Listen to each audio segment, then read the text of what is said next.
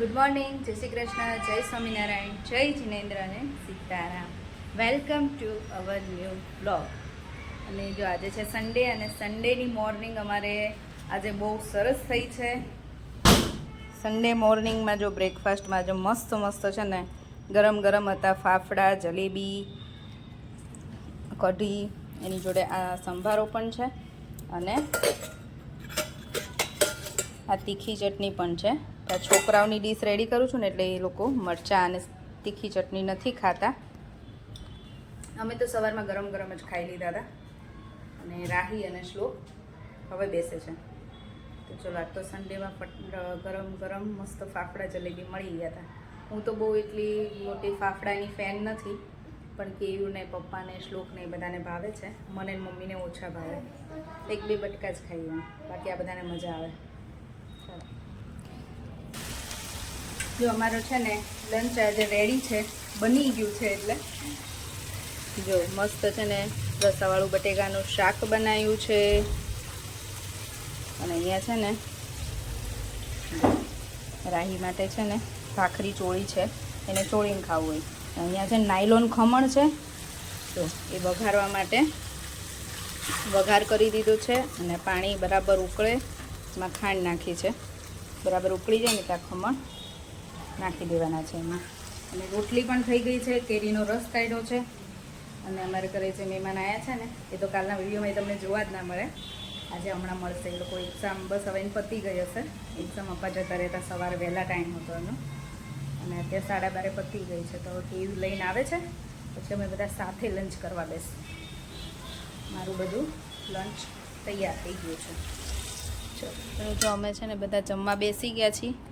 કેયુર આજે કેયુર બપોરે આવ્યા છે ઘરે, કે આ બે ભાઈ બહેનને લઈને આવ્યા છે ને એટલે. હા, બાકી તો બપોરે જમવા નથી આવતા કેયુરને. જો અમારું મેનુ છે ને બટેકાનું શાક, રોટલી, ખમણ, કેરીનો રસ છે.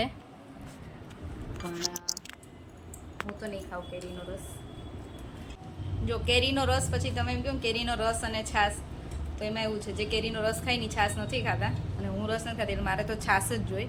પણ છોકરાઓને બેયને છાશ જોઈએ. અમે કોઈ કેરી કે રસ જોડે નહીં ખાતા. પછી જમ્યા પછી છોકરાઓ મેંગો ખાય એ વસ્તુ અલગ છે.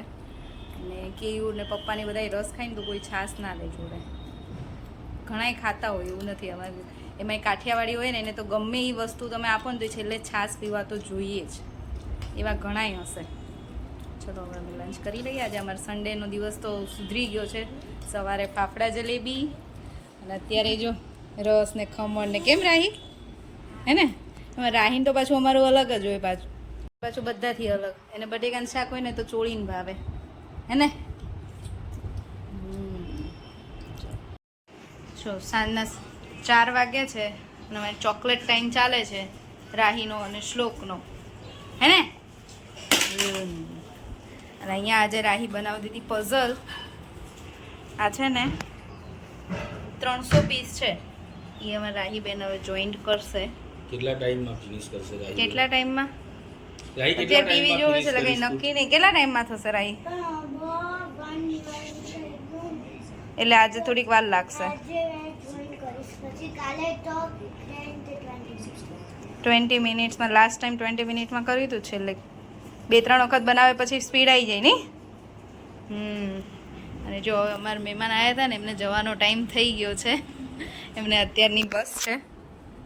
પેલા રોકાવાના હતા, રાત્રે નીકળવાના હતા, પણ રાતની બસ મળી નથી. અત્યારની છે. હું કેવું જઈએ છીએ એમને મૂકવા માટે.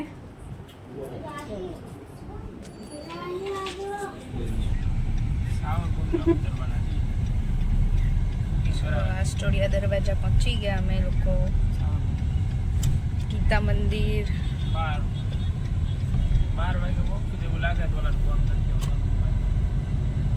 કેટલા વર્ષો પછી આવ્યું હોય. શું કેવું ગીતા મંદિર? મને યાદ નહીં. હે ઘણા ટાઈમ પછી આવ્યો. પછી આવી જ નહીં. નવું બન્યું પછી હું નથી આવી. આજે ફર્સ્ટ ટાઈમ. અંદરથી તમે જોયું જ નહીં. તો અહીંયા જ મૂકવાના છે. આગળ ઉતરવાનું.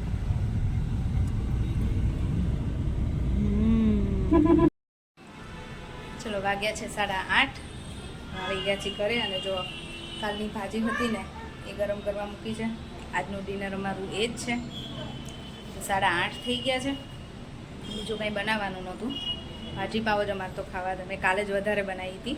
કાલે મમ્મીને ઘરે જવાનું હતું પણ અમારે આજે ખાવી હતી ને એટલે મેં વધારે બનાવી દીધી. મને એમની ભાજી બીજા દિવસે બહુ જ મજા આવે એટલે પાવ શેકી દો. ભાજી ગરમ થાય છે. અને હું ને કેવી ગયા હતા અમારે સોફાના કવર બીજા કરાવવા છે. સોફાના 6-7 વર્ષ થયા ને એટલે હવે કવર ચેન્જ કરવા છે. એટલે આજ સન્ડે હતો એટલે અમે લોકો પહેલાં બેન ભાઈને મૂકીને બસમાં બેસી ગયા. પછી અમે લોકો ગયા હતા સોફાના કવર બધા જોવા માટે ફર્યા. અત્યારે છેક ઘરે આવ્યા 8:30. અમે કેટલા 4 વાગ્યાના ગયા હતા. 8:30 ઘરે આવ્યા છીએ. ચલો હવે જમવા આપી દઉં. છોકરાઓ બૂમ કરે છે. આજ તો મોડું થઈ ગયું ને એટલે ચાલે પણ ક્યારેક પછી કંઈક કામ બતાવવું હોય તો ક્યારેક મોડું થાય ને. ચલો હવે છોકરાઓને પહેલાં આપી દઉં. ચલો ડિનર કરીને કામ પતાવીને ફ્રી થઈ ગયા અને આવી ગઈ છું રૂમમાં. છોકરાઓનું હોમવર્ક થોડુંક બાકી હતું અને મારું વર્ક બાકી હતું. છોકરાઓનું હોમવર્ક તો ઠીક, જે લોકોને બુક્સમાં ફેમિલી પિક ને એવું બધું લગાવવાનું જે આપ્યું હોય ને મારે કરી આપવાનું હોય તો અત્યારે એ લઈને બેઠી છું. છોકરાઓની સ્કૂલ ચાલુ થઈ ને મારી પણ ચાલુ થઈ ગઈ છે. આવી રીતે છે ને બુકમાં બધાના ફોટા લગાવવાના હોય.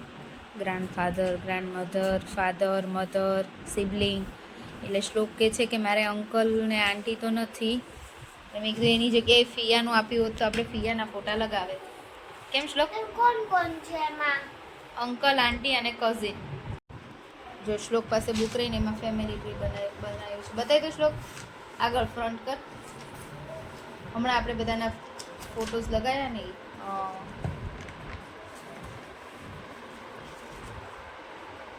યસ. રાહી તારો ટોવેલ લઈ લે નાવું ત્યાંથી. ચલો છોકરાઓનું વર્ક તો પૂરું કરાવી દીધું. બેગ્સ ભરી દીધી અને એમની જોડે છોકરાઓની બેગ જોડે મેં મારી બેગ પણ રેડી કરી છે. રાહી કહે છે કે મને આ બેગ બહુ ગમે છે અને એને યાદ પણ છે આપણે ક્યાં લઈને ગયા હતા રાહી આ બેગ. સૌથી પહેલા આપણે મુંબઈ ગયા હતા ત્યારે બી આ લઈ ગયા હતા. હા. અને આપણે પછી ફર્સ્ટ ટાઈમ આપણે જેસલમેર ગયા હતા ને ત્યારે તો તું 4 વર્ષની જ હતી તોય તને યાદ છે? ત્યારે યાદ છે. ફર્સ્ટ ટાઈમ જેસલમેર ગયા ત્યારે રાહી 4 વર્ષની હતી તો એને યાદ છે કે આ બેગ લઈ ગયા હતા. અને મુંબઈ ગયા ને ત્યારે આ લઈ ગયા હતા એટલે એને મને કે મમ્મા મને બહુ ગમે છે કે આ બેગ તો ક્યારેય ફેંકી ના દેજો. મને જેસલમેરનું તો યાદ જ હતું પણ મુંબઈનું છે ને આપણે મને યાદ આવ્યું કે તે આ બેગ પહેરી હતી. પછી એક ચલો મારી બેગ મેં રેડી કરી છે એનો મતલબ એવો છે કે હું કાલે બહાર જાઉં છું અને હું એકલી જાઉં છું બધાને ઘરે મૂકીને. કેમ કે આ વખતે રાહી અને શ્લોકે મને પરમિશન આપી દીધી છે કે મમ્મા તું જા અમે ઘરે રહીશું. નહીં તો અત્યાર સુધી મને જવા નહોતા દેતા એમ. આખો દિવસ તો નહોતા જ જવા દેતા. હવે પરમિશન આપી છે તો હું કાલે બહાર જાઉં છું. એના માટે તમારે મારો આવતીકાલનો વિડીયો જોવો પડશે કે અમે ક્યાં ગયા અને અમે કેટલું એન્જોય કર્યું. એ બધા માટે તમારે ફરીથી અમારો આવતીકાલનો વિડીયો પણ જોવાનું ભૂલતા નહીં. ચલો હવે આજનો બ્લોગ અહીંયા જ પૂરો કરીશું. ફરીથી મળીશું કાલે નવા બ્લોગ સાથે. ત્યાં સુધી બાય બાય, ગુડ નાઇટ, જય શ્રી કૃષ્ણ. અને જો વિડીયો ગમ્યો હોય તો like, share and subscribe. Bye. By.